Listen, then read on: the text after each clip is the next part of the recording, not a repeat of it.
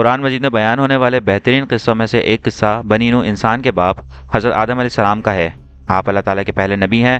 آپ کا قصہ قرآن مجید کی مختلف صورتوں میں متعدد پیرائے میں بیان ہوا ہے۔ اللہ تعالیٰ نے سورہ بقرہ میں اس قصے کو بیان کرتے ہوئے فرمایا، اور وہ وقت یاد کرنے کے قابل ہے جب تمہارے پروردگار نے فرشتوں سے فرمایا کہ میں زمین میں اپنا نائب بنانے والا ہوں، تو فرشتوں نے کہا، کیا تو ایسے شخص کو نائب بنانا چاہتا ہے جو خرابیاں پیدا کرے اور کچھ تو خون کرتا پھرے، اور ہم تیری تعریف کے ساتھ تسبیح اور تقدیس کرتے ہیں۔ اللہ تعالیٰ نے فرمایا، میں وہ باتیں جانتا ہوں جو تم نہیں جانتے۔ اور پھر اللہ تعالیٰ نے آدم کو سب چیزوں کے نام سکھائے، پھر ان کو فرشتوں کے سامنے پیش کیا اور فرمایا کہ اگر تم سچے ہو تو مجھے ان چیزوں کے نام بتاؤ۔ تو فرشتوں نے کہا، تو پاک ہے، جتنا علم تو نے ہمیں بخشا ہے اس کے سوا ہمیں کچھ معلوم نہیں ہے، بے شک تو دانا اور حکمت والا ہے۔ تب اللہ تعالیٰ نے حضرت آدم علیہ السلام کو حکم دیا، آدم تم ان کو ان چیزوں کے نام بتاؤ۔ جب انہوں نے ان کو ان کے نام بتائے تو اللہ تعالیٰ نے فرشتوں سے فرمایا، کیوں؟ میں نے تم سے نہیں کہا تھا کہ میں آسمانوں اور زمین کی سب پوشیدہ باتیں جانتا ہوں، اور جو تم ظاہر کرتے ہو اور جو تم پوشیدہ کرتے ہو سب مجھ کو معلوم ہے۔ اور جب ہم نے فرشتوں کو حکم دیا کہ آدم کے آگے سجدہ کرو تو وہ سب سجدے میں گر پڑے، مگر شیطان نے انکار کیا اور غرور میں آ کر کافر ہو گیا۔ اور ہم نے کہا، اے آدم تم اور تمہاری بیوی جنت میں رہو اور جہاں سے چاہو بے روک ٹوک کھاؤ پیو، لیکن اس درخت کے پاس نہ جانا، نہیں تو تم ظالموں میں داخل ہو جاؤ گے۔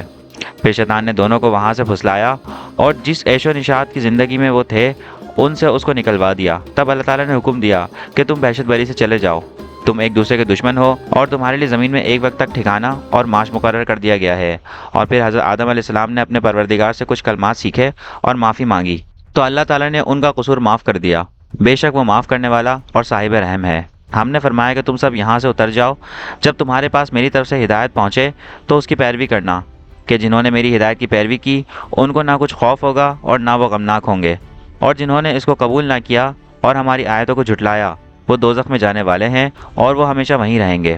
اس آیت میں اللہ تعالیٰ یہ بیان کرتے ہیں کہ میں زمین میں خلیفہ بنانے والا ہوں، یعنی اللہ تعالیٰ نے حضرت آدم علیہ السلام اور ان کی اولاد کی تخلیق کا ارادہ فرشتوں سے ظاہر فرمایا، جن کی ہر نسل پہلی نسل کی جگہ لے گی، جیسا کہ ایک اور مقام پر اللہ تعالیٰ نے ارشاد فرمایا ہے جس کا ترجمہ یہ ہے، اور وہی ہے جس نے تم کو زمین میں خلیفہ بنایا۔ یعنی اللہ تعالیٰ نے فرشتوں کو حضرت آدم علیہ السلام اور ان کی اولاد کی تخلیق کی خبر دی، جس طرح کسی بھی عظیم کام کو وجود میں لانے سے پہلے خبر دی جاتی ہے۔ فرشتے حضرت آدم علیہ السلام کی تخلیق کے بارے میں مزید معلومات اور اس کی حکمت جاننے کے خواہش مند تھے، اس لیے انہوں نے اللہ تعالیٰ سے عرض کیا، کیا تو زمین میں ایسے شخص کو نائب بنانا چاہتا ہے جو خرابیاں پیدا کرے اور کچھ تو خون کرتا پھرے؟ فرشتوں کے اس سوال کا مقصد نہ تو اللہ تعالیٰ پر اعتراض کرنا تھا اور نہ بنی آدم کے مقام اور مرتبے کا انکار مقصود تھا، اور نہ انہیں انسانوں سے حسد تھا، جیسا کہ بعض لوگوں کو غلط فہمی ہوتی ہے کہ فرشتوں کو بھی اللہ تعالیٰ کے اس کام پر اعتراض تھا، بلکہ اس سوال کا مقصد محض اس کی حکمت معلوم کرنا اور مزید معلومات حاصل کرنا تھا۔ حضرت قتادہ رحمۃ اللہ علیہ نے فرمایا کہ فرشتوں کو معلوم تھا کہ یہ صورتحال پیش آنے والی ہے، کیونکہ انہوں نے آدم علیہ السلام سے پہلے زمین میں آباد ہونے والی مخلوقات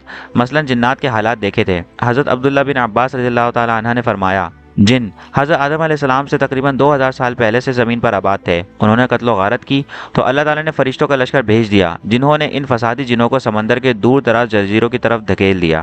اس تجربے کے پیش نظر انہوں نے کہا کہ یا اللہ، ہم تو تیری تسبیح، حمد اور پاکیزگی بیان کرتے ہیں، اس کا مطلب یہ ہے کہ ہم ہمیشہ تیری عبادت کرتے ہیں، ہم میں سے کوئی بھی تیری نافرمانی نہیں کرتا۔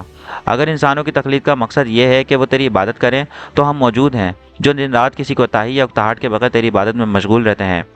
تو اس پر اللہ تعالیٰ نے فرمایا کہ جو کچھ میں جانتا ہوں تم نہیں جانتے، یعنی مجھے ان کی تخلیق کی وہ حکمت معلوم ہے جو تم نہیں جانتے، یعنی ان میں نبی، رسول، صدیق، شہداء اور نیک لوگ پیدا ہوں گے۔ اس کے بعد اللہ تعالیٰ نے فرشتوں پر حضرت آدم علیہ السلام کی علمی فوقیت واضح فرمائی اور آدم کو تمام چیزوں کے نام سکھائے۔ حضرت عبداللہ بن عباس رضی اللہ تعالی عنہ نے فرمایا، اس سے مراد ان چیزوں کے نام ہیں جس سے لوگ ان چیزوں کو پہچانتے ہیں اور ایک دوسرے کو اپنی بات سمجھاتے ہیں، یعنی وہ چھوٹی بڑی اشیاء جن سے روزمرہ زندگی میں واسطہ پڑتا ہے، مثلا انسان، حیوان، زمین، میدان، سمندر، پہاڑ اور اونٹ وغیرہ۔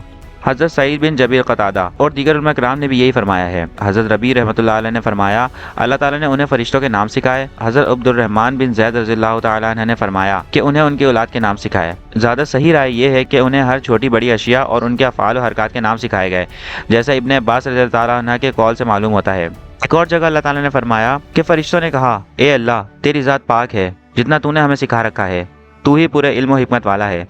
اس کا مطلب یہ ہے کہ اے اللہ، تو پاک ہے، کوئی بھی تجھ سے علم حاصل نہیں کر سکتا سوائے اس کے جو تو نے انہیں دیا، جیسا کہ دوسرے مقام پر ارشاد فرمایا، وہ اس کے علم میں کچھ بھی حاصل نہیں کر سکتے مگر جو وہ خود دینا چاہے۔ اس طرح اس فرمان الہی سے یہ بھی معلوم ہوتا ہے کہ ظاہر اور پوشیدہ امور کا علم صرف اللہ تعالیٰ کو ہے۔ اللہ تعالیٰ نے حضرت آدم علیہ السلام کو حکم دیا کہ تم ان چیزوں کے نام بتاؤ۔ جب آدم علیہ السلام نے ان کے نام بتائے تو اللہ تعالیٰ نے فرشتوں سے فرمایا، کیوں؟ میں نے تم سے نہیں کہا تھا کہ میں آسمان اور زمین سب کی پوشیدہ باتیں جانتا ہوں؟ جو تم ظاہر کرتے ہو اور جو تم پوشیدہ کرتے ہو سب مجھ کو معلوم ہے۔ ایک قول کے مطابق اللہ تعالیٰ نے فرمایا، میں جانتا ہوں جو تم ظاہر کرتے ہو سے مراد فرشتوں کا یہ کہنا ہے، کیا تو زمین میں وہ مخلوق پیدا کرے گا جو اس میں فساد کرے؟ اور دوسری جگہ اللہ تعالیٰ نے فرمایا ہے کہ اور جو تم چھپاتے تھے۔ اس سے مراد ابلیس کا اپنے دل میں تکبر کا جذبہ رکھنا اور حضرت آدم علیہ السلام سے افضل ہونے کا خیال ہے۔ حضرت سعید بن جبیر کی بھی یہی رائے ہے۔ دوسرا قول یہ ہے کہ فرشتوں کے اس خیال کی ترویج مراد ہے کہ اللہ تعالیٰ کوئی ایسی مخلوق پیدا نہیں فرمائے گا جو ہم فرشتوں سے زیادہ علم والی اور زیادہ معزز ہو۔ قیامت کے دن مومن جمع ہو کر کہیں گے کہ اگر ہم کسی سے اللہ کے سامنے سفارش کروائیں تو اس مشکل مرحلے سے نجات مل جائے گا۔ چنانچہ وہ حضرت آدم علیہ السلام کی خدمت پیش ہو کر عرض کریں گے، آپ تمام انسانوں کے جد امجد ہیں۔ آپ کو اللہ تعالیٰ نے اپنے ہاتھ سے پیدا فرمایا اور اپنے فرشتوں سے آپ کو سجدہ کروایا اور آپ کو تمام اشیاء کے نام سکھائے۔ اپنے رب کے سامنے ہماری سفارش فرمائیے تاکہ ہمیں اس مرحلے سے نجات نصیب ہو۔ تو یہ تھے کچھ حالات، واقعات اور مکالمات جو اللہ تعالیٰ نے فرشتوں کے ساتھ فرمایا حضرت آدم علیہ السلام کی تخلیق سے پہلے۔ امید ہے آپ کو آج کی ویڈیو پسند آئی ہوگی اور میری آج کی دی گئی معلومات میں کوئی کمی یا کوتاہی ہو گئی ہو تو اللہ تعالیٰ سے معاف فرمائے۔ ملتے ہیں اس کے اگلے پارٹ میں۔ اپنا ڈھیر سارا خیال رکھیے گا۔ اللہ حافظ۔